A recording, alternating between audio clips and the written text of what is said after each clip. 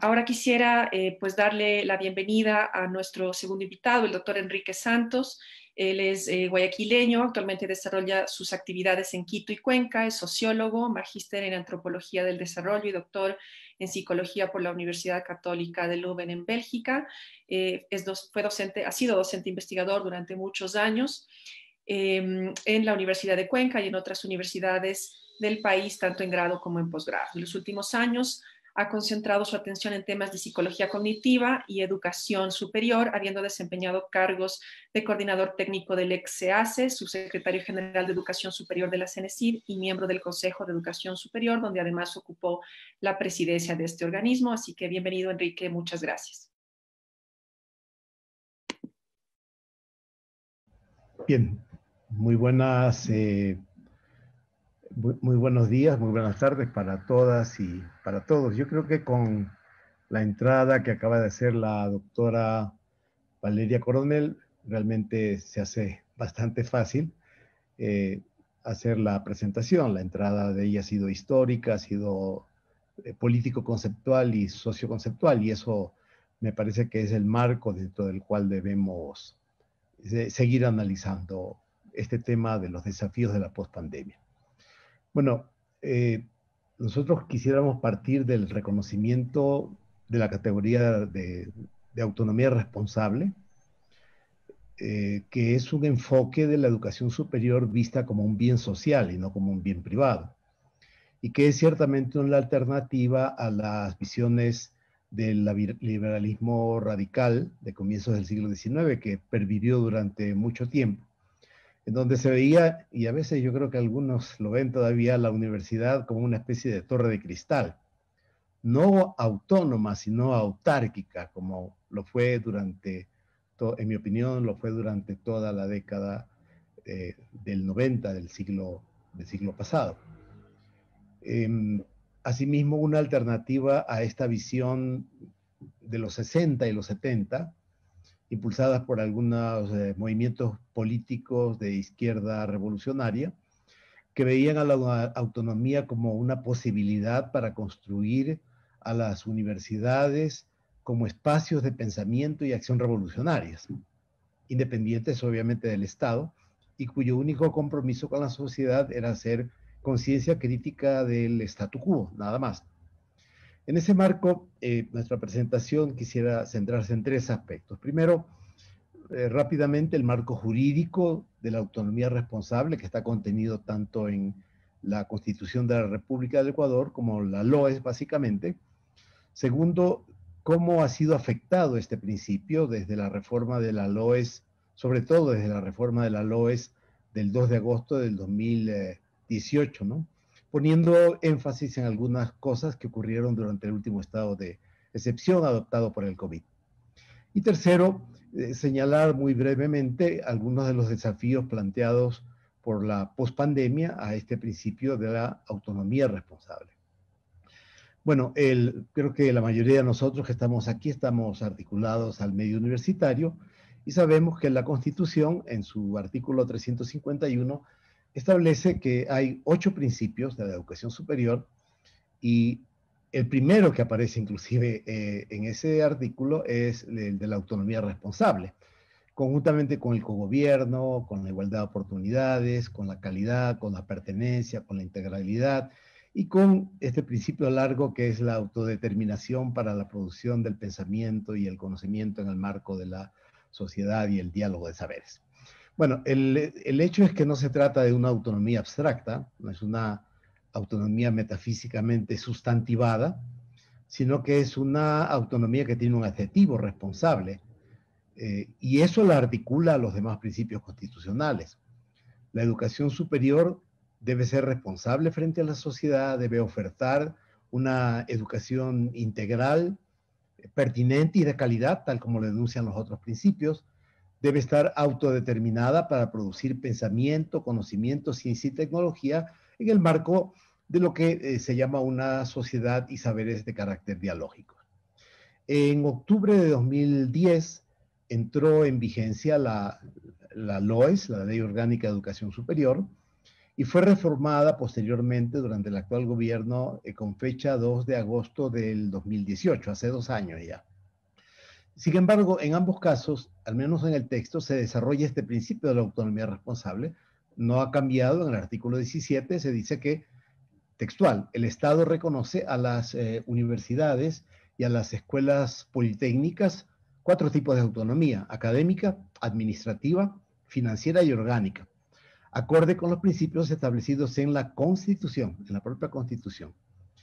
Este carácter responsable de la autonomía se clarifica más adelante en esta misma norma, cuando se indica que las universidades y escuelas politécnicas, se refiere a las universidades, no a los institutos, deben observar los principios de justicia, equidad, solidaridad, participación ciudadana, responsabilidad social y rendición de cuentas. A continuación, en el artículo 18, es interesante, se desarrolla y se concreta este principio ya de manera operativa, y yo destacaría el enunciado de que la autonomía implica, atención con esto, libertad para nombrar a sus autoridades, libertad para nombrar a su personal académico, a sus servidores y trabajadores de conformidad con la ley, así como libertad para gestionar sus procesos internos y libertad para elaborar, para aprobar y ejecutar el presupuesto institucional, aunque cierto es, de inmediato se obliga a que las instituciones públicas observen los parámetros establecidos en la normativa del sector público, algo que, dicho sea de paso, no ocurría antes, de esa manera tan estricta. Finalmente, la propia LOES, reformada en el 2018, se compromete a que el reglamento que iba a ser los directivos del actual CNESID de este gobierno, los directivos anteriores, decían que el reglamento general de la ley orgánica iba a establecer los mecanismos para la aplicación de este principio, lo cual nunca se cumplió. Pues ese reglamento, que fue publicado un año después, el 6 de junio del 2019, tiene solo un artículo, el artículo 4, que supuestamente se refiere a la autonomía responsable, está con ese título, pero que trata únicamente de lo que se llama ahí procesos simplificados para la aprobación de carreras y programas. Eso denota muy claramente cuál es la concepción con que se ha enfocado el tema de la autonomía desde este gobierno y desde los directivos de la CNESID, los anteriores y el actual. Yo quisiera hacer una síntesis de en ese marco de los ataques, para dar elementos empíricos de análisis, que ha sufrido la autonomía responsable durante este gobierno en particular y la pandemia, tomando algunos elementos del periodo anterior. ¿Cómo ha sido abordado este principio? Yo diría desde el 2010 a la fecha, ¿no? Sobre todo a partir de la reforma de la LOES, que me parece una reforma drástica, la de agosto del 2018. Bueno, en primer lugar, me parece que en la LOES del 2010, y yo se lo dije personalmente, no me gusta decir las cosas de espalda a las personas, se lo dije personalmente al anterior secretario de la CNESID, el doctor ya René Ramírez, que la LOES le daba un rol excesivamente protagónico a la CNESID, ¿no? Me parece que desproporcionado, ¿no? Que se expresa claramente en una disposición transitoria que dice casi textualmente esto, ¿no? Las funciones del antiguo CONASUB se transfieren al nuevo CES, pero el patrimonio pasa a la CNESID.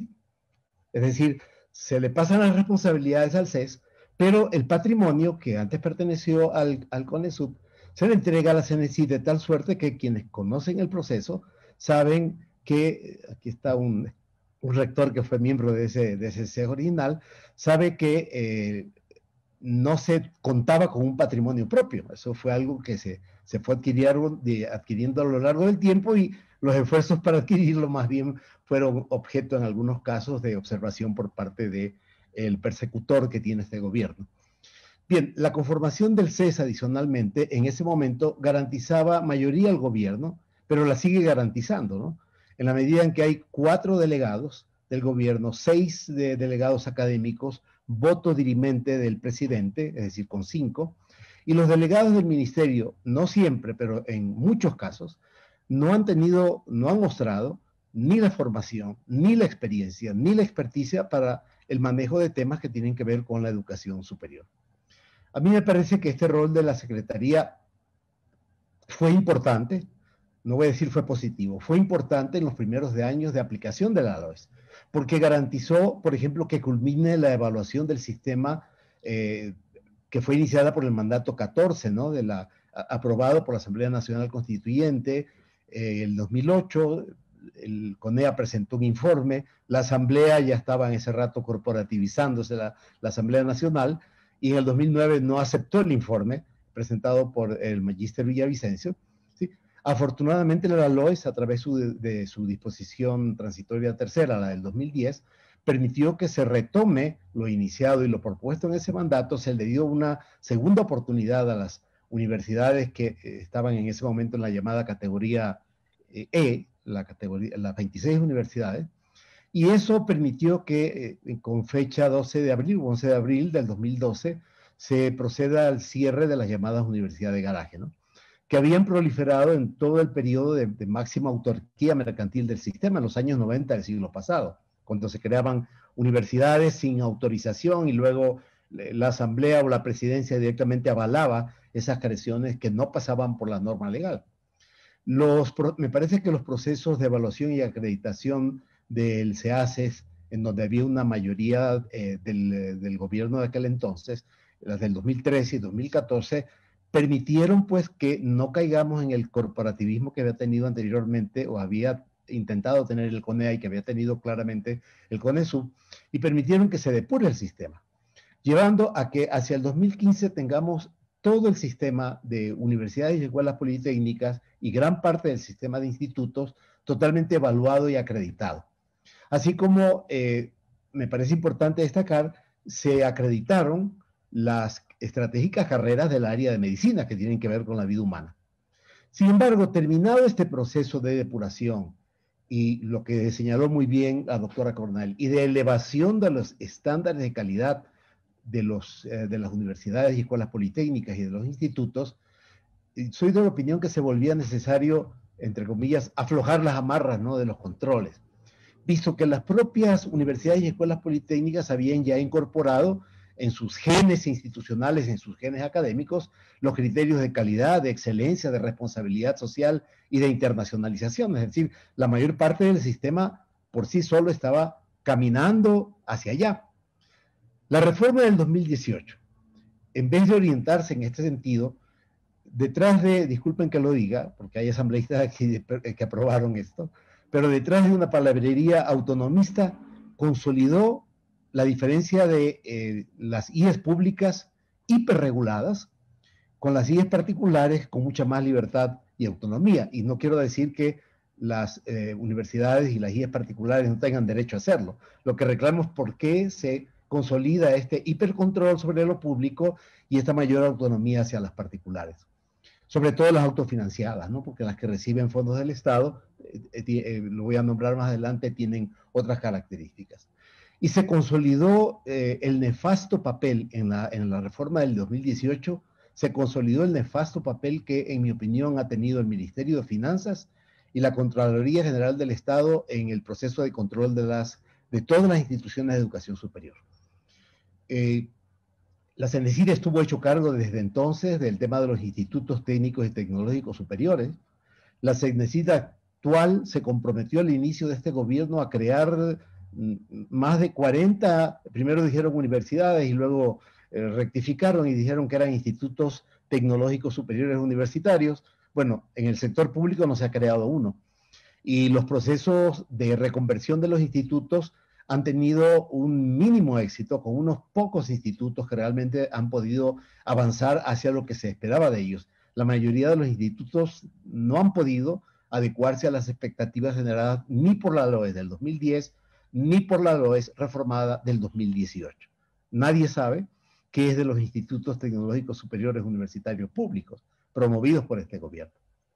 Un segundo problema que encontramos, al cual ya se refirió la doctora Coronel y seguramente van a hablar los demás panelistas, es el tema del financiamiento del sistema. A mí me parece que el cuello de botella es el FOPEDEUPO, ¿no? En el 2010, yo supe que en el 2010 se discutió este tema, se discutió con las universidades, se propuso por parte del gobierno de aquel entonces, cuando se discutía la LOES, que se vea un mecanismo alternativo para el financiamiento de las universidades una vez que se había aprobado la gratuidad. Sin embargo, los rectores de ese entonces, que no son los que están ahora, ni los que estuvieron hasta hace pocos años, defendieron que se mantenga el FOPEDEUPO, que como ustedes saben depende de la recolección del IVA y del impuesto a la renta, porque se veía que había mejorado la eficiencia en recaudación tributaria, ¿no? Entonces, defendieron eso y no se examinó siquiera la posibilidad de revisar la forma de financiamiento a través del FOPEDEUPO. Y finalmente nos quedamos con el FOPEDEUPO. Y ahí está un cuello de botella. Porque ahora caen las recaudaciones tributarias, inclusive se generan mecanismos muy especiales para la recaudación y eso ciertamente ponen aprietos a las universidades. La conducta del Ministerio de Finanzas ha sido de hiperregulación. Yo recuerdo que en el año 2012 tuvimos una reunión CES, CENESID, rectores de las universidades y escuelas politécnicas, rectores de institutos públicos, en donde se llegó a un acuerdo con los ministros de ese entonces de Trabajo y de Finanzas para generar un sistema de contabilidad específico para la educación superior. Le llamábamos el ESIGEF universitario. Sin embargo, nunca se creó. Más tarde, ¿no es cierto?, hemos visto a partir del 2017 y sobre todo a partir del 2018 que ha habido un cambio en las prioridades de la política económica de este gobierno, que ha preferido, como todos sabemos, pagar la deuda externa antes que realizar inversión no solo en educación superior, sino en general en educación, en salud, en conectividad, en infraestructura. La joya de la corona fue el recorte presupuestario de este año, ¿no?, que lo debo decir con claridad, tuvo el infame aval de la Corte Constitucional, que defiende derechos a ultranza, por ejemplo, en materia de libertad sexual, lo que yo personalmente comparto y apoyo, pero no analizó esos mismos derechos cuando una jueza constitucional, que ni siquiera se pertenece al sistema público, que no tiene idea lo que es una universidad pública, terminó justificando lo hecho por Finanzas y el gobierno sin tocar en su ponencia, porque la he revisado de cabo a rabo, sin tocar en su ponencia el tema de cómo se afectaban derechos a profesores, estudiantes y sociedad. ¿Sí? Parece más bien un informe de un tribunal contencioso antes que de una corte constitucional. El tercer tema, la injerencia de la Contraloría y del gobierno directamente. Eso es lo más grave. Esta injerencia que yo le llamaría invasiva de la Contraloría General del Estado se basa en una disposición general introducida en la reforma de agosto del 2018, la disposición general 19, que estaba pensando en una coyuntura específica, que era el tema de la intervención de una universidad, donde sus autoridades ponían trabas para la intervención. Entonces, se estableció en esa disposición general, pensando en esa universidad, que las resoluciones de la Contraloría General del Estado respecto a la responsabilidad y respecto a las sanciones a personas naturales del sistema de educación superior serían de cumplimiento obligatorio y, ojo, inmediato. Un prefecto como el de Manabí tuvo posibilidad de parar su destitución. Los rectores destituidos por la Contraloría no tuvieron esa posibilidad, porque hay esta disposición, ¿no es cierto? Y dice además que el Consejo de Educación Superior tiene que velar por el cumplimiento de esta disposición en el sistema. Se recupera luego por una reinterpretación de la reforma constitucional que se hizo en el 2018, me parece, se recupera, entre comillas, la competencia que tenía la Contraloría para auditar no solo lo que era lógico, que era el uso de los fondos públicos, sino que también se recupera la capacidad de auditar la gestión de procesos. Y eso lo saben los rectores, actuales rectores que están aquí presentes y rectores también presentes, saben que eso ha complicado aún más este escenario, ¿no?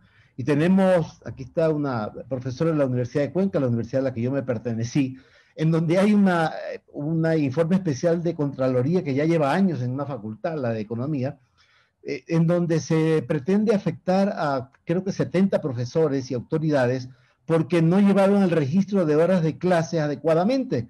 Y otras universidades, donde inclusive un rector fue destituido por el uso de partidas del personal académico en ejercicio de la autonomía responsable, tal como lo dice el artículo 18 al cual me refería antes. Entonces, desde ese entonces, y lamentablemente atendiendo a pedidos de las autoridades de turno, e incluso, no voy a nombrar, para no verme afectado porque esto está grabado, incluso de simples asesores cercanos a altas autoridades de gobierno, se iniciaron procesos de persecución a rectores y vicerrectores de universidades y escuelas politécnicas. Procesos viciados de nulidad, sin respeto al debido proceso, sacando de la manga interpretaciones de última hora, por ejemplo, del Procurador General del Estado, que dejaba en la indefensión a los perseguidos, cuando dijo en un informe que la destitución de un rector se realizaba de manera inmediata y que el proceso en el contencioso administrativo no suspendía la destitución del rector. Eso fue hecho medida. Se destituyó al rector y a la vicerrectora de la Universidad Nacional de Loja. Se destituyó al rector de la Universidad Península de Santa Elena. Se destituyó al rector y al vicerrector de formación académica de la Universidad de Guayaquil. Y se destituyó al rector de la Universidad Estatal Amazónica. 6 autoridades universitarias que, como siempre yo digo, ni siquiera en los peores momentos del febrescorderismo vimos esto.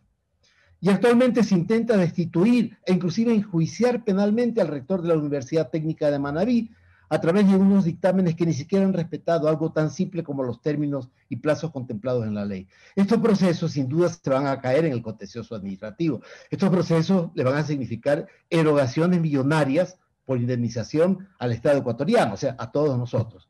Como ya ocurrió, dicho sea de paso, con las primeras autoridades de la Universidad Nacional de Loja que en el contencioso administrativo ganaron el proceso porque no se respetó la norma.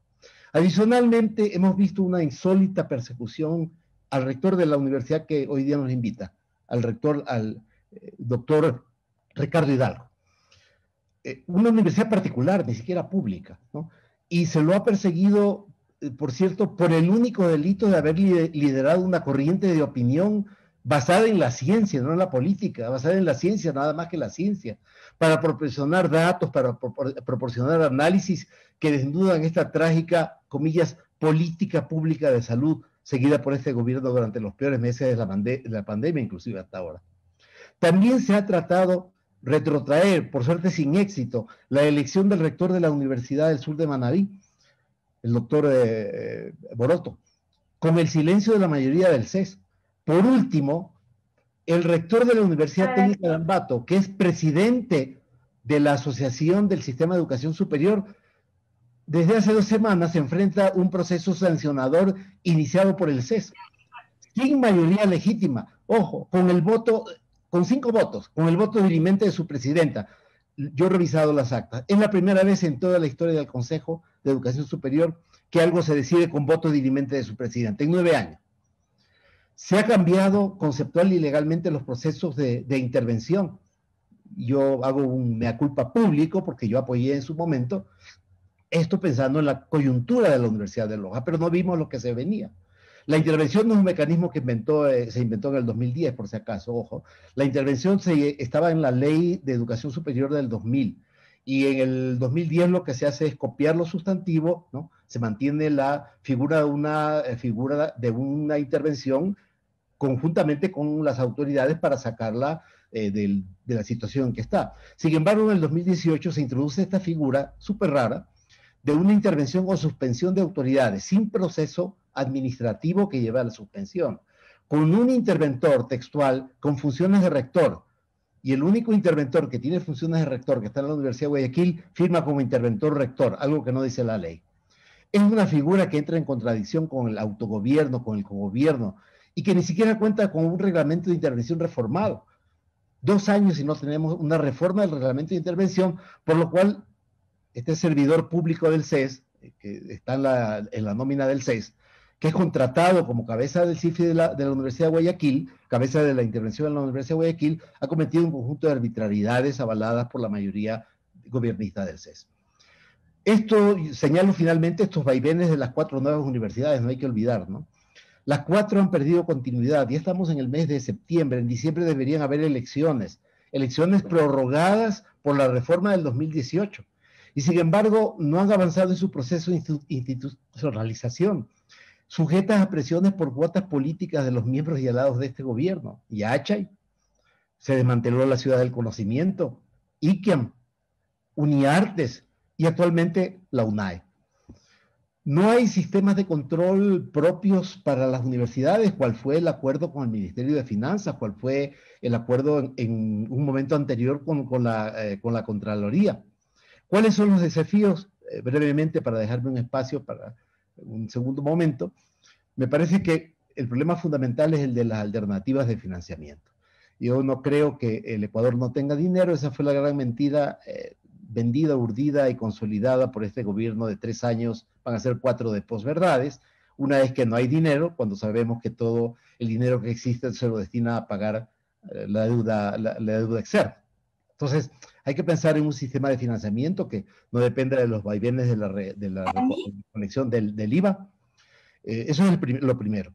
Segundo, me parece que hay un desafío desde lo académico, que si llega el doctor Rama lo va a plantear seguramente, que es el desafío desde la virtualidad. Yo creo que hemos ganado en estos meses una conciencia de que los procesos en línea pueden ser un gran apoyo, que no necesitamos tener una presencialidad del 100%, tanto en la parte académica como en la parte administrativa, ¿sí?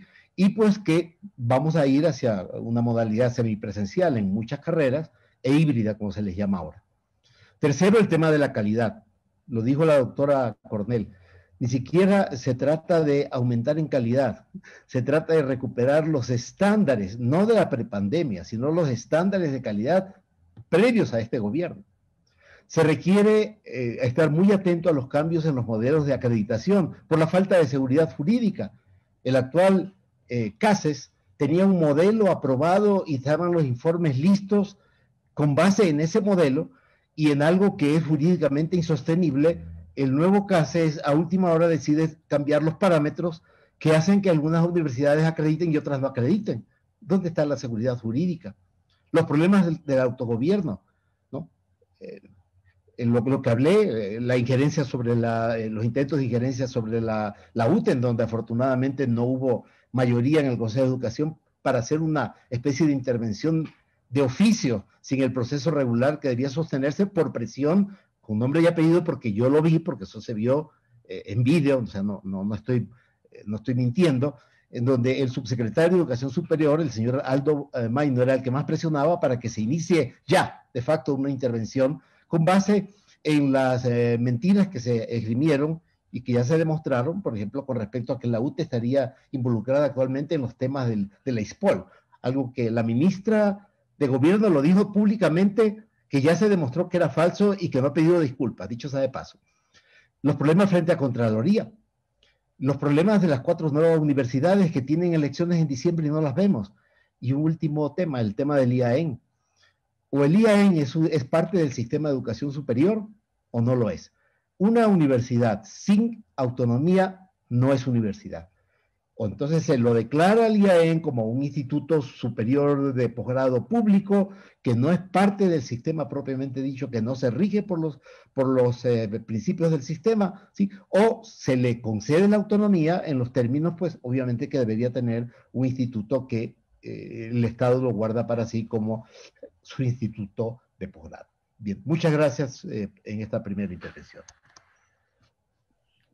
Muchas gracias, Enrique, por tu intervención. Muy interesante. De esta se destaca justamente en la primera parte cómo Enrique ha mostrado justamente cuáles son los elementos centrales que la Ley Orgánica de Educación Superior instala sobre la autonomía, que son la autonomía académica, financiera, y entre estas, pues la libertad para nombrar autoridades, trabajadores y gestionar los procesos internos y su presupuesto. También hace una crítica el rol de la CNESID después de los primeros momentos de la transformación de la educación superior a partir del 2010, que mejoraron y depuraron el sistema, y pues ahora justamente ya este rol está generando dificultades a partir de una afectación a la autonomía. Además, ha destacado que la reforma de la LOES del 2018 genera además dificultades adicionales, ha criticado el rol del Ministerio de Finanzas y la Contraloría General del Estado, pues a partir del recorte presupuestario que sufrieron las instituciones públicas, y también pues la que ha sufrido algunas instituciones, las instituciones cofinanciadas. También ha destacado el tema de la destitución de las autoridades y las sanciones basadas en normas e interpretaciones hechas a la medida, y plantea como desafíos justamente el financiamiento, qué va a pasar con la virtualidad, la calidad dentro de este marco, y los problemas que enfrentan las universidades respecto a la limitación de su autogobierno a través de estas instituciones estatales que están limitando el ejercicio autónomo de los procesos de las instituciones de educación superior, en particular las universidades que gozan de autonomía responsable. Muchas gracias.